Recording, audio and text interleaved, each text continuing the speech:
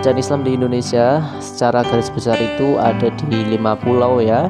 Ada di Sumatera ya, ada di Jawa, ada di Kalimantan, Sulawesi dan Maluku. Ya, kita langsung ya, yang pertama ada di Sumatera ya. Sebenarnya kerajaan di Sumatera itu banyak teman-teman ya, dan ada yang mengatakan kerajaan tertua itu adalah Samudra Pasai. Nah, sebenarnya ya Allah alam, hanya Allah yang tahu ya, karena terkait dengan sejarah kita nggak bisa memastikan. Tentunya akan muncul fakta-fakta baru gitu ya. Ada yang mengatakan Samudra Pasai adalah kerajaan tertua, tapi ada yang mengatakan juga enggak.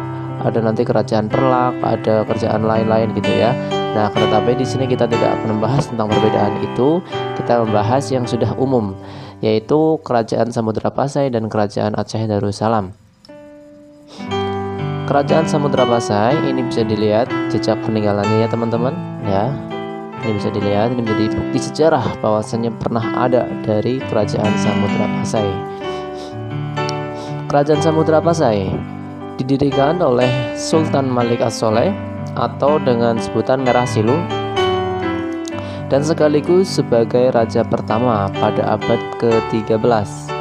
Kerajaan Samudra Pasai terletak di sebelah utara Perlak di daerah Lok Sumawe. Kerajaan Samudra Pasai dapat dikatakan sebagai awal bangkitnya kerajaan Islam di Indonesia, sebab Samudra Pasai merupakan kerajaan. Nah, ini menjadi titik tolak kebangkitan Islam di Indonesia. Nah, ini raja-rajanya. Ada Sultan Malik As-Soleh yang merintah sampai tahun 1207. Ada Muhammad Malik Al-Dohir, Mahmud Malik Al-Dohir, dan yang terakhir adalah Sultan Zainal Abidin. Oke, selanjutnya yaitu di kerajaan Aceh. Ya, teman-teman, sorry tadi terlalu singkat. Jadi singkat cerita, kehancuran atau keruntuhan dari kerajaan Samudra Pasai itu salah satunya adalah dengan kedatangannya Portugis ya, kedatangannya Portugis ya. Setelah Portugis berhasil mengalahkan Malaka, maka berdampak pula kepada kerajaan Samudra Pasai. Nah, setelah Samudra Pasai itu kalah oleh Portugis, juga Samudra Pasai telah diakuisisi atau telah kekuasaannya diambil alih oleh kerajaan Aceh. Nah, pendiri kerajaan Aceh adalah Sultan Ibrahim ya, atau biasa dikenal Ali Muhayyad Shah. Setelah Malaka jatuh ke tangan Portugis di tahun 1511, pedagang Islam pindah berdagang di Aceh sehingga Aceh ramai. Barang dagangan Aceh adalah lada. Kerajaan Aceh mengalami masa kejayaan pada masa Sultan Iskandar Muda 1607 sampai 1636 Masehi, yang dapat meluaskan wilayah sampai ke Malaya atau Malaysia. Perluasan wilayah dapat digunakan untuk menguasai perdagangan dan menyebarkan agama Islam.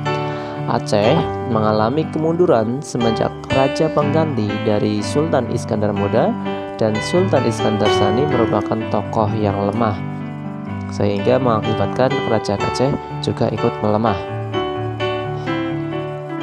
Nah, sekarang kita ke Pulau Jawa ya. Di Pulau Jawa itu juga ada kerajaan Islam yang pertama, yaitu kerajaan Demak.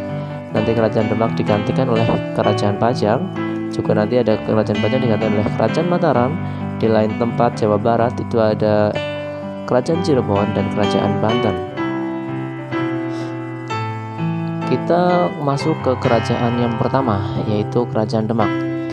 Kerajaan Demak secara geografis itu berada di Demak ya, di Jawa Tengah. Nah, ini sumber-sumbernya itu ada di salah satunya adalah Masjid Agung Demak, terus Pintu Bledek, Beduk dan Kentongan karya Wali Songo. Terus bisa dilihat Soko Tatal atau Soko Guru yang dibuat oleh Wali Songo ya, oleh salah satu dari Wali Songo. Terus ada Damper Kencana, terus ada situs Kolam Wudu. Terus kita melihat dari sistem politiknya, kerajaan Demak berdiri kira-kira di tahun 1478 Masehi, dan Raden Patah sebagai raja pertama dengan gelar Senopati Cimbung Abdurrahman Panemahan, Palembang Sayyidin Panagtagama, dan Ki Wanapala sebagai patih dengan gelar Mangkurat. Selanjutnya ya, raja-raja yang memerintah di kerajaan Demak yaitu yang pertama tadi adalah Raden Patah dari tahun 1500 sampai 1518. Selanjutnya digantikan oleh Pati Yunus, Sultan Trenggono, Sultan Prawoto ya.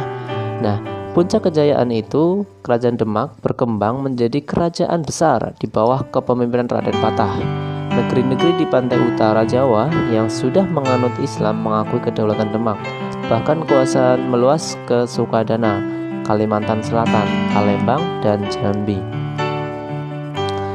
Selanjutnya karena ada berbagai permasalahan, akhirnya kerajaan Demak lengser dan digantikan oleh kerajaan Pajang. Setelah berhasil mengalahkan Arya Penangsang, Adiwijaya memindahkan pusat kerajaan Demak ke Pajang. Jaka Tingkir setelah menjadi raja bergelar Sultan Hadiwijaya. Oleh Jaka Tingkir, kerajaan Demak dipindah ke Pajang dengan alasan 1. Kerajaan Demak akibat perang saudara. 2. Mendekati daerah subur seperti Klaten, Surakarta. 3. Menjauhi musuh-musuh politiknya. 4. Mendekati asal-usulnya yaitu Tingkir dan Pajang. Selanjutnya yang lain di Jawa yaitu Kerajaan Mataram. Kerajaan Mataram ini didirikan oleh Sutawijaya di yang 1886 sampai 1601. Nah, setelah meninggal, Sutawijaya ini dimakamkan di Kota Gede, Yogyakarta. Pengganti Sutawijaya antara lain Mas Jolang Panembahan Sedo, Krapyak, Amangkurat I, Amangkurat II, Amangkurat III, Sunan Mas, Amangkurat IV, Pakubuwono.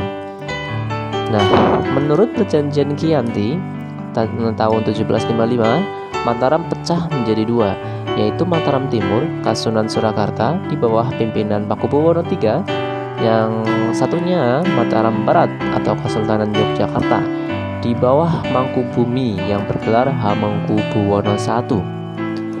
Akan tetapi selanjutnya oleh Belanda kerajaan dipecah-pecah lagi seperti Kasunan Surakarta menjadi Kasunanan dan Mangkunegaraan. Ini ada di isi perjanjian Salatiga 1757. Selanjutnya Kesultanan Yogyakarta menjadi Kesultanan dan Paku Alaman, dipecah-pecah oleh Belanda. Selanjutnya kita pindah ke Jawa Barat, yaitu ada Kerajaan Cirebon. Kerajaan Cirebon ini pendirinya adalah Sunan Gunung Jati, yang nantinya setelah Sunan Gunung Jati digantikan oleh Raja Fatahillah. Nah, sebelumnya sejarahnya itu ada namanya Pangeran Cakrabuana atau yang familiar adalah Walang Sungsang. Walang Sungsang ini tampil sebagai Raja Cirebon pertama yang memerintah dari Keraton Pakungwati. Pada tahun 1479, kedudukan Pangeran Walang Sungsang sebagai penguasa Cirebon kemudian diganti putra adiknya yaitu Syarif Hidayatullah. Syarif Hidayatullah ini adalah anak dari pernikahan Nyai Rara Santang atau Syarifah Mudaim dengan Syarif Abdullah dari Mesir dengan sebutan Gunung Jati. Sunan Gunung Jati pada abad ke-15 membagi wilayah antara Sungai Angke dan Sungai Cipunegara menjadi dua bagian dengan Sungai Citarum sebagai pembatasnya. Sebelah timur Sungai Citarum hingga Sungai Cipunegara masuk wilayah Kesultanan Cirebon yang sekarang menjadi Kabupaten Karawang, Kabupaten Purwakarta, dan Subang. Selanjutnya kita masuk ke Kerajaan Banten. Kerajaan Banten secara geografis itu terletak di ujung Pulau Jawa, yaitu di daerah Banten atau Jawa Barat. Pendiri Kerajaan Banten ini adalah Hasanuddin. Hasanuddin ini merupakan anak dari putra dari Sunan Gunung Jati yang ketika dulu Sunan Gunung Jati menaklukkan daerah Banten dan setelah itu diberikan kepada putranya Sultan atau Maulana Hasanuddin yang mencapai kejayaan pada masa pemerintahan Sultan Ageng Tirtayasa. Raja-raja yang memerintah kerajaan ini adalah Panembahan Yusuf, Maulana Muhammad, Abu Mufakir, dan Sultan Ageng Tirtayasa. Selanjutnya, kehidupan ekonomi Kerajaan Banten bertumpu pada bidang perdagangan karena memiliki bahan ekspor penting yaitu lada sebagai daya tarik yang kuat bagi pedagang asing. Selanjutnya ke luar Jawa, yaitu ada di Pulau Maluku, ada di Pulau Sulawesi, ada di Pulau Kalimantan. Ya, yang pertama dari Kalimantan, yaitu ada namanya Kerajaan Banjar. Ini terletak di Kalimantan Selatan. Pendirinya adalah Pangeran Samudra atau Sultan Suryansyah. Perdagangan sebagai nadi ekonomi dengan dagangan berupa emas, manik-manik, dan kapur barus. Selanjutnya di Pulau Sulawesi itu ada Kerajaan Makassar. Ini yang terkenal adalah Sultan Hasanuddin ya, Sultan Hasanuddin. Di Makassar ada beberapa kerajaan, di antaranya adalah Kerajaan Goa, Talo, Wajo, Bone, Sopeng, dan Luwu. Perluasan wilayahnya ini dari Matos, Bulukumba, Mondar, Sulawesi Utara, Luwu, Buton, Selayar, Sumbawa, dan sampai Lombok. Selain itu ada juga di Pulau Maluku, yaitu ada Kerajaan Ternate. Kerajaan Ternate ini didirikan oleh Kolalobab Masyhur ya. Terus ada juga Sultan Zainal Abidin di tahun 1486 sampai di 1500 Masehi. Kekuasaan wilayah itu dari Maluku, Sulawesi Utara, Sulawesi Timur, dan Sulawesi Tengah, bagian sampai ke bagian Filipina Selatan. Abad ke-15 Islam diadopsi secara total dan penerapan syariat Islam diberlakukan oleh Kerajaan Ternate.